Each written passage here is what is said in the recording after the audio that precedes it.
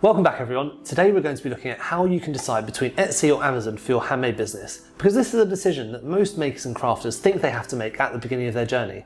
And it's often the first question that we ask ourselves when we've made the decision to start selling our lovely handmade products on the web. Now, I've been selling on both Amazon and Etsy for nearly 5 years now, so I've really come to understand the ins and outs of each one. And even to this day, I can't say to you which one platform is better than the other, as each one has its own plus points. And as you know, in many ways, they're both very similar. And if you're anything like me and you stay up at night thinking about whether your products will sell better on Etsy or Amazon, then hopefully this video will help you to see which one is more compatible for your goals. But before we jump in, my name is Teddy and I'm a handmade seller from London. And in these videos, I talk to you about how you can grow your handmade business so that you can go full-time with your business. Now, if you think that sounds like something that would help you out in your goals, then click subscribe as I post videos about handmade business, Amazon Handmade, Etsy, stuff like that every single week. And this will help you to get where you want to be. And I think we all have goals in our business and we all have things we want to get done. And usually that is making some money to work for yourself or spend more time doing what you want to do, which might be, creating more of your lovely handmade products. It could be spending more time with your family or learning how to juggle or doing anything you want to do, rather than just being told what to do by your manager. And marketplaces like Etsy and Amazon can really be the stepping stone to get you started towards this goal, or the fast track way to make you zoom past your goals and get you a really good business that you're really proud of. But you need to decide which marketplace you want to start selling on. And to make that decision, you need to understand the difference between the two marketplaces. So in this video, I'm going to go through the differences between Etsy and Amazon, the pros and cons of each, and some of my stories of experiences working with both the marketplaces. And I'll give you a few little tips to help you decide which one will work best for you. At the end, I've also got a super secret tip for how you can sell your products on both marketplaces without double the workload. So let's get stuck in. So firstly, let's just go through some of the key differences between the two platforms, Etsy and Amazon Handmade. So difference number one is the application. I know it's not as boring as it sounds, and Amazon and Etsy both have application processes that you need to go through, but they have slightly different rules for how to apply to become a seller.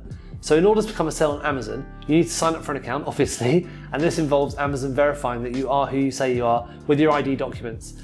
And if you want to sell on Amazon Handmade, there's some further verification you need to do to show to Amazon that your products are actually handmade and not some cheap Alibaba knockoff. Now, Etsy has a slightly more relaxed definition of what constitutes a handmade product. It includes handmade goods, some craft supplies, it could even include the ingredients or the materials or tools to make something. It also includes vintage goods which are 20+ years old. Now, when you apply to sell on Amazon Handmade, you have to complete an application process starting with which category you fall into, and you have to confirm to them that you don't outsource all of your manufacturing. And this means you need to make most of the products yourself. Whereas on Etsy, you can actually be a maker or a designer. This means you can outsource all of the production to a third party if you want to.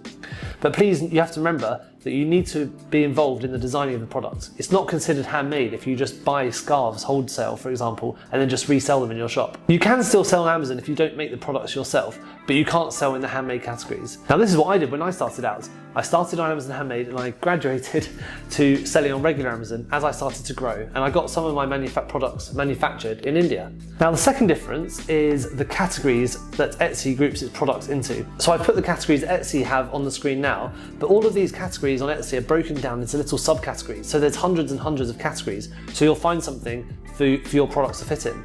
Whereas Amazon has much fewer categories as it doesn't break them down further in the handmade category, and I've just put those on the screen now. But basically with Amazon, you go into one of these overarching categories, whereas on Etsy, you can be a bit more granular about which one you pick. Now, this could be an advantage or a disadvantage. I don't think it really matters that much, but it's just something you need to be aware of, that you have these different categories on Amazon and on Etsy. But what does this mean for you? Well, as Etsy has more categories, it could potentially be easier to get ranked higher for one of the subcategories than it would on Amazon. However, I'm not really sure how many people actually browse through these categories. Like if you just think how you shop yourself, or how I shop personally, rather than browsing through different categories to find things, I would just search for something and then use the keywords to find the products I want. Now, keywords are more important than categories by a long way, and I did a video about appearing in more searches, which is on the screen above me right now. Difference number three is the traffic. Now, I think with a lot of things in life, you get what you pay for, and Amazon has higher fees as it has much higher traffic. Now, Amazon has something like 300 million Prime members, which is like the entire population of America being members of Amazon Prime. Now, this is way bigger than Etsy. Here's a little graphic that shows you what I mean. In 2020, 39.4 million buyers bought products off Etsy vendors, whereas the Amazon marketplace saw 2.4 billion visitors in September alone. Now, these numbers obviously don't tell the whole story, as most buyers going to Etsy are going there to look specifically for handmade products, whereas only a fraction of Amazon's customers are. However, your handmade items will still appear in non-handmade searches, so as long as you make your listings look good and you have all of the right keywords in there, you should be fine. And of those 300 million Prime members I was talking about just now, all of them, they love shopping on Amazon. That's why they're members.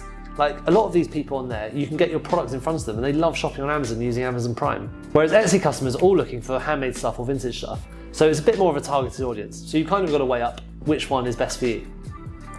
So difference number 4 is the fees. Now, the too long didn't read part of this section is that Amazon fees are a little bit higher than Etsy. But as I said before, you get a huge amount more traffic than you do on Etsy. Amazon's fees are actually a bit more straightforward than Etsy's though. So let's break down how the fees work. So Etsy is free to set up and there's no subscription fee. That is, unless you upgrade to Etsy Plus, which is $10 a month. But you also need to pay a listings fee of 20 cents. Now, Etsy also take a commission for each sale of 5%. And there are a few extra fees for things like credit card transactions and currency conversions. So if you have all of these things together, the Etsy fee usually comes in at about 9.7%. So I've got a little handy tool which I've put a link to in the description, which shows you a fee breakdown of how the fees work for Etsy. But with Amazon, you need to pay a monthly fee of either £25 or $39 a month. However, if you're in the handmade category, then this fee is waived. Then you don't need to pay any fees until you make a sale. Now, this commission that Amazon takes is called the referral fee, and for handmade sellers it's 12.2%, whereas for most other categories it's 15%. So it is a few percentage points higher on Amazon than it is on Etsy, but it is the only fee you'll pay. And if you're doing the postage yourself and not through FBA, it's the only fee you'll pay for your sale. Now I think handmade sellers, a lot of them get quite caught up in these fees and they get a bit scared that they could eat up to all of their profit. However, the bottom line with these fees is that you're paying Etsy and Amazon as a way of saying thank you for them bringing you the customer. Now, this is how the fees looked when you break them down next to each other and you compare the two together. Now, if you don't use a marketplace, you would need to be spending loads and loads of money on Google or Facebook advertising, and I can tell you for a fact that you'll be spending much more than 15% of your sales on advertising. So I think they represent pretty good value if you want to take your sales from here to here. Now, difference number 5 is fulfillment. Now, here is one of the big differences between the two platforms. As on Amazon, you have the option of outsourcing all of the postage and the warehousing to Amazon themselves through a service known as FBA, and this is how it works. Making your lovely handmade products. Sorry, this part of the drawing isn't actually very good, but there's you smiling, making your handmade products. And once you've done that, you pack them all up into a box, nice and securely, so that you can send them to Amazon and they'll be nice and safe. So once you pack them into the box, you can then arrange for some postage to be taken to Amazon. Now, UPS can come and pick up the stuff from you in their van, here's the UPS van, and they will then take it directly to Amazon. And Amazon will then do all the warehousing and looking after the products and then keeping them there. And then when a customer places an order, they will post them to the customer, and here is your happy customer who's got a nice next day delivery and he's happy with the service. And Amazon will also take care of all of the customer service, like the returns and anything like that, so any questions customers have. Then when a customer pays, Amazon will send the money to you, and this is you happy at the end.